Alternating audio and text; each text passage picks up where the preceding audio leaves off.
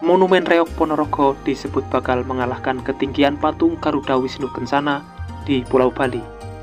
Patung ini nantinya akan dibangun di atas perbukitan Kapur, Kecamatan Sampung, Kabupaten Ponorogo, Jawa Timur.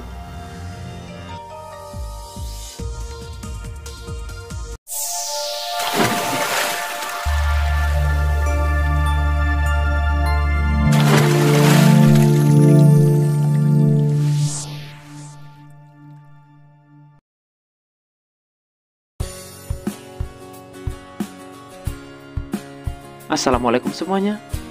Kabar pembangunan Monumen Reok Ponorogo digadang-gadang akan mengalahkan Monumen Garuda Wisnu Kencana yang memiliki tinggi 121 meter. Sedangkan Monumen Reok Ponorogo akan dibangun dengan ketinggian 126 meter. Ada selisih 5 meter. Desainnya sudah ditentukan pemenangnya. Sekarang tinggal rencana pembangunannya, dan berikut informasi selengkapnya.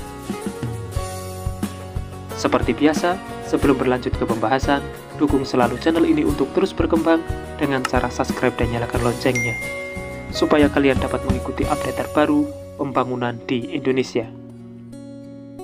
Pembangunan Monumen Reok Ponorogo memang belum dimulai secara resmi, namun pemerintah telah menentukan desain bangunan monumen yang diambil dari sayembara desain terbuka. Dalam sayembara itu, pemerintah Kabupaten Ponorogo memberikan total hadiah 175 juta.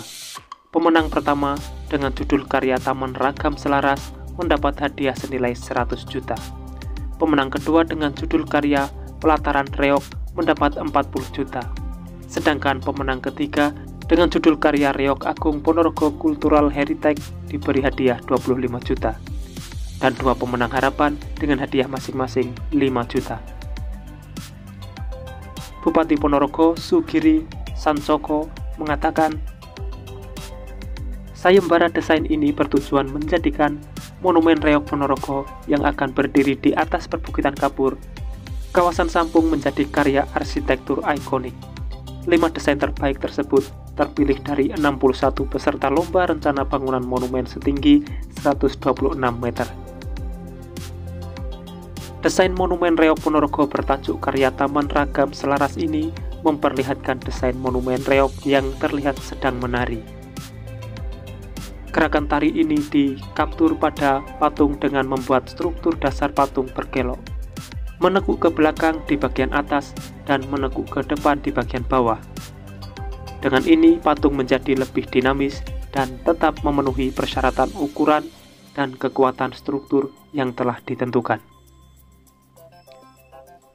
Patung ini sepenuhnya menggunakan struktur baja dengan penutup tembaga, sedangkan podium difungsikan sebagai lobi, museum, wisma seniman, dek observasi. Tampilan fasad podium ini dibuat agar menampilkan kesan kokoh tetapi tidak kaku. Fasad menggunakan material beton dengan perpaduan elemen kaca pada area yang merupakan wisma seniman, dan pada bagian atas pintu masuk terdapat green roof yang dapat diakses melalui lantai-lantai tertentu sebagai dek observasi dan ruang komunal. Desain ini juga dibuat untuk meningkatkan kesan timeless.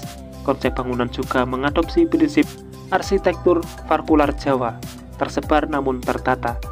Untuk menjaga keberlanjutan keanekaragaman hayati, kawasan ini dilengkapi dengan bioswale yang berfungsi sebagai daerah resapan air hujan.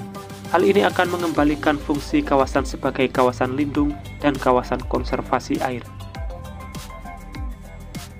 Menurut orang nomor 1 di Bumi Reok tersebut, desain milik Singo Mandalika sesuai dengan biaya pembangunan, dan juga sesuai dengan landscape atau bentang alam Gunung Kapur yang ada di Kecamatan Sampung.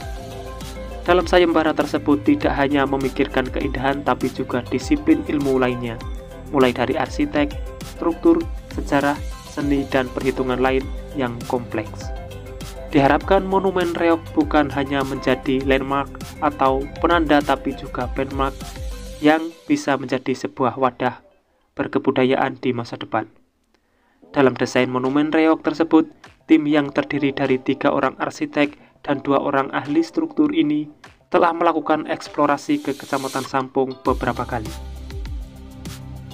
Sedangkan Ikatan Arsitek Indonesia Jawa Timur merespon penuh Monumen Reog dan Museum Peradaban itu. Berdirinya sebuah tempat wisata bakal menggerakkan perekonomian dan meningkatkan kesejahteraan karena masyarakat dapat mengambil manfaat. Pemkab Ponorogo akan mempersiapkan anggaran senilai 90 miliar dengan waktu pengerjaan selama 3 tahun untuk mewujudkan monumen dan museum lengkap dengan pernak-perniknya di Bukit Kapur Sambung itu. Itulah informasi yang bisa saya sampaikan, semoga sedikit banyaknya ada manfaat yang bisa diambil. Dan temukan informasi yang tidak mungkin kalian temukan di tempat lain, karena hanya di sini, informasi yang tidak dibahas akan saya bahas secara lengkap. Jadi pantau terus channel ini untuk mendapatkan jawaban dari apa yang kalian cari. Sudah saatnya saya undur diri dan wassalamualaikum warahmatullahi wabarakatuh. Sampai bertemu di video menarik selanjutnya.